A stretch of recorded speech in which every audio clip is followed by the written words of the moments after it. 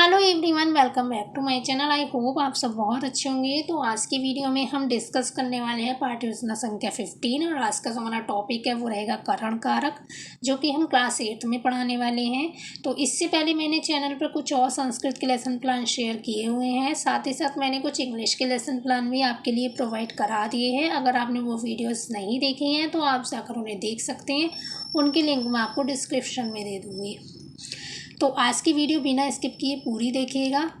और अगर आपने अभी तक चैनल को सब्सक्राइब नहीं किया है तो चैनल को सब्सक्राइब करके बेल आइकन ज़रूर प्रेस कर दीजिए, जिससे कि चैनल पर आने वाली वीडियोस की अपडेट आपसे मिस ना हो। और अगर आपके लिए आज की वीडियो हेल्पफुल रहे तो प्लीज़ वीडियो को लाइक और शेयर करना बिल्कुल भी ना भूलें। तो फिर चलते हैं, बिना देरी के स्टार्ट करते हैं हमारा आज का लेसन प्लान। तो जब भी हम कोई भी पाठ्य योजना बनाते हैं तो सबसे पहले तो हमको सामान्य जानकारी फिल करते हैं, जैसे कि आप किस डेट में कौन सी क्लास को पढ़ा रहे हो, आपकी क्लास का क्या सेक्शन है वो भी यहाँ पर लिखा जाता है। इसके साथ ही साथ आप किस विद्यालय में टीचिंग के लिए गए हो, आप उस विद्यालय का नाम भी यहाँ पर मेंशन करते हो, ठीक है। और बीच में आप लिखते हो विषय कि आप कौन सा विषय पढ़ा रहे हो और आपका विषय क्या है, और उसके बाद आपको प्रकरण का नाम भी यहाँ पर मेंशन करना होता है कि आज आपने कौन सा टॉपिक चूज़ किया है। लेकिन प्रकरण अभी हम नहीं लिखेंगे, प्रकरण की जगह अभी हम ब्लैंक ही छोड़ेंगे। जब हम छात्रों से प्रस्तावना प्रश्न पूछेंगे देन उसके बाद अपना उद्देश्य कथन बोलने के बाद ही प्रकरण जो है वो बोर्ड पर लिखा जाता है। और साइड में आप लिखेंगे चक्र कि आप किस चक्र में क्लास ले रहे हो और आपके चक्र की अवधि क्या है। तो ये सारी सामान्य जानकारी आपको पाठ्य योजना बनाते समय फिल करनी होती है। देन इसके बाद हम इस तरीके से पूरा फॉर्मेट बना लेंगे। एक तरफ शिक्षण विंध्यवाक के अंतर्गत जितनी भी हेडिंग्स रहेंगी वो रहेंगी और दूसरी तरफ रहेंगी उसकी डिटेल्स। तो हमारी जो फर्स्ट हेडिंग आती है शिक्षण विंध्यवाक के अंतर्गत वो आती है सामान्य उद्देश्य, यानी अर्थात सामान्य उद्देश्य।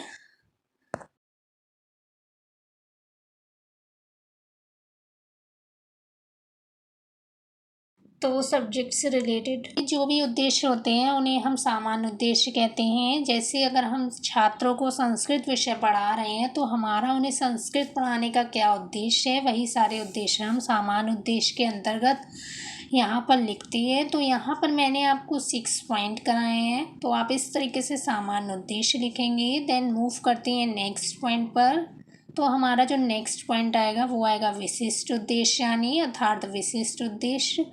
तो टॉपिक से संबंधित जो उद्देश्य होते हैं उन्हें हम विशिष्ट उद्देश्य कहते हैं। जैसे अगर हम करण कारक छात्रों को पढ़ा रहे हैं क्लास 8 में तो हमारा उनको करण कारक पढ़ाने का क्या उद्देश्य है, वही सारे उद्देश्य हम विशिष्ट उद्देश्य के अंतर्गत यहाँ पर मेंशन करते हैं।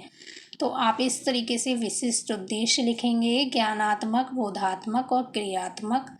देन इसके बाद हमारी जो नेक्स्ट हेडिंग आती है वो आती है सहायकोपकरणानि, अर्थात सहायक सामग्रियाँ। तो अपनी टीचिंग के दौरान आप जो भी सामग्रियाँ क्लासरूम में यूज़ करते हैं आप वो यहाँ पर मेंशन कर देंगे।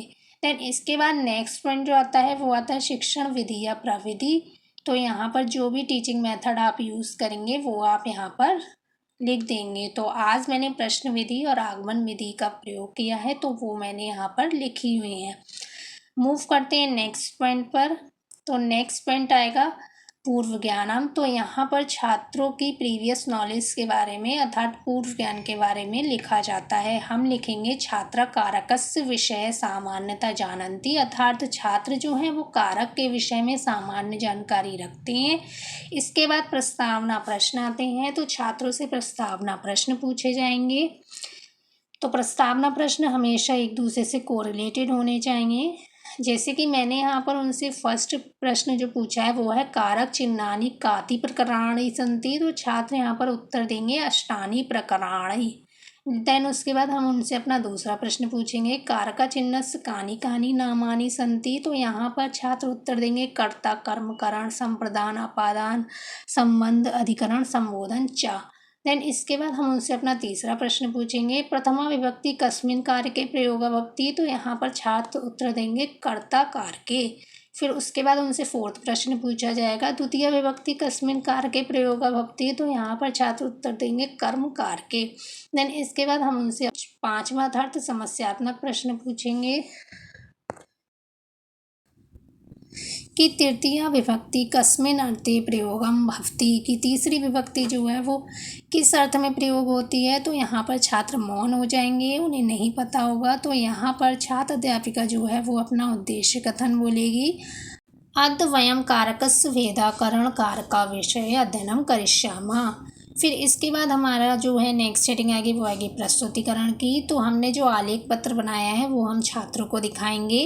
तो यहाँ पर मैंने करण कारक के कुछ वाक्यों को लिखा हुआ है, ये हम छात्रों को दिखा देंगे और उन्हें पढ़ाना स्टार्ट करेंगे।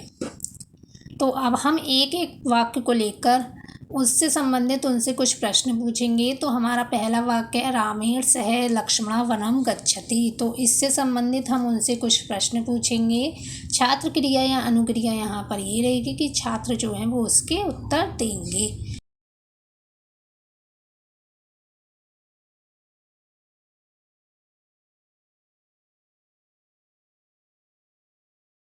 उसके बाद हम दूसरे वाक्य से संबंधित उनसे कुछ प्रश्न पूछेंगे। छात्र क्रिया या अनुक्रिया यहाँ पर ये रहेगी कि छात्र जो है वो उसके उत्तर देंगे। तो यह प्रक्रिया ऐसे ही चलती रहेगी। इसके बाद अब हम मूव करते हैं अपने नेक्स्ट पॉइंट पर।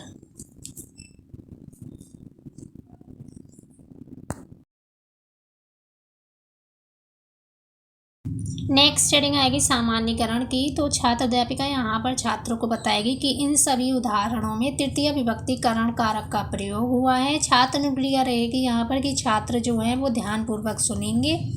मूव करते हैं अपने नेक्स्ट पॉइंट पर। सामान्यीकरण के बाद नेक्स्ट पॉइंट आएगा नियम निरूपण का। तो छात्र अध्यापिका छात्रों को करण कारक का सूत्र बताएगी और वह उसका अर्थ उन्हें समझाएगी और साथ ही साथ उन्हें प्रयोग अभ्यास करने के लिए कुछ वाक्य भी देगी।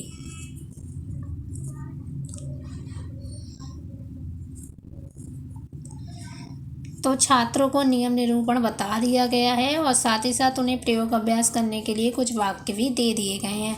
अब उन्हें शामपट्ट कार्य करने का आदेश दिया जाएगा और छात्र अनुक्रिया यहाँ पर रहेगी कि छात्र जो हैं वो शामपट्ट कार्य करेंगे और छात्र अध्यापिका यहाँ पर उनके कार्य का निरीक्षण करेगी। निरीक्षण कार्य के बाद हमारी जो नेक्स्ट सेटिंग आएगी वो आएगी पुनरावृत्ति प्रश्न की। तो यहाँ पर छात्रों का मूल्यांकन करने के लिए उनसे कुछ पुनरावृत्ति प्रश्न पूछे जाएंगे। छात्र क्रिया या अनुक्रिया यहाँ पर ये रहेगी कि छात्र जो है वो उनके उत्तर देंगे। इसके बाद नेक्स्ट और लास्ट सेटिंग आएगी गृह कार्य की।